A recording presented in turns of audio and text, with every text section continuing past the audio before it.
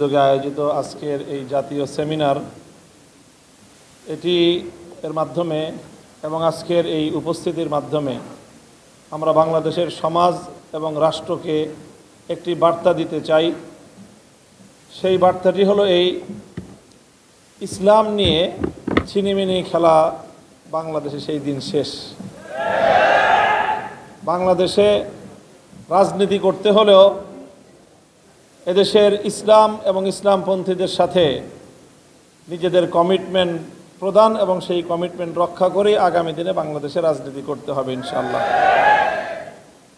প্রাথমিক শিক্ষা ক্ষেত্রে আজকে যেই দাবি নিয়ে আমরা এখানে সেমিনারে সম্মিলিত হয়েছি, এটা আমাদেরকে এভাবে উত্থাপন করতে হবে, এটা আমাদের প্রত্যাশা ছিল না। আমরা মনে করেছিলাম জুলাই বিপ্লবের হাজারো শহীদের রক্তের উপর প্রতিষ্ঠিত এই অন্তর্বর্তীকালীন সরকার এই বিষয়টিকে তারা গুরুত্ব দিবে, কিন্তু এক্ষেত্রে আমরা হতাশ হয়েছি।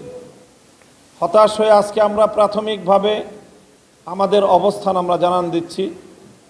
বর্তমানে রাজনৈতিক একটি চরম অস্থিরতার বা একটা দোদুল্যমান অবস্থায় দেশ এগিয়ে চলছে। এই জন্য আমরা রাজপথে বড় ধরনের কর্মসূচি ঘোষণা করতে একটু আমরা সময় নিচ্ছি।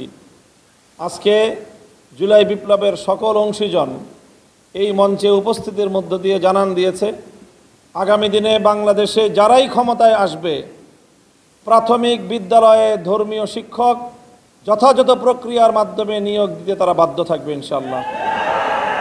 গানের শিক্ষক নিয়োগ সহ আমাদের কোমলমতি কচিকাচাদের অন্তর থেকে ইসলামী মূল্যবোধ বিতরণ সহ ইসলামী মূল্যবোধ পরিপন্থী যে সকল কার্যকলাপগুলো পরিচালিত হচ্ছে, ট্রান্সজেন্ডার সহ আরও যেই সকল বিষয়গুলি আজকের সেমিনারে উত্থাপিত হয়েছে, এই বিষয়গুলোতে আমরা সজাগ এবং সচেতন আছি।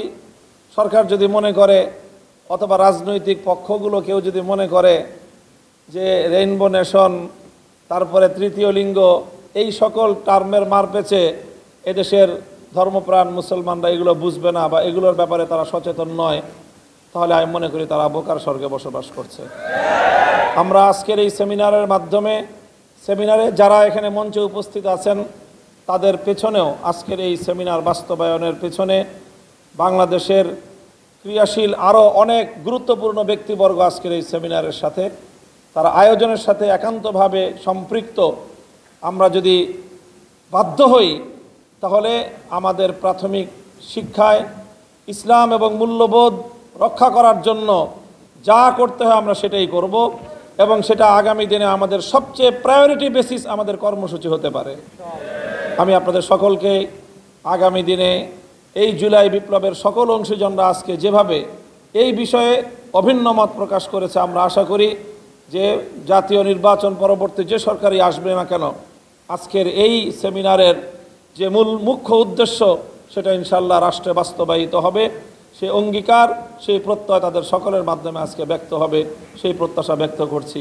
আসসালামু আলাইকুম ওয়া রাহমাতুল্লাহ।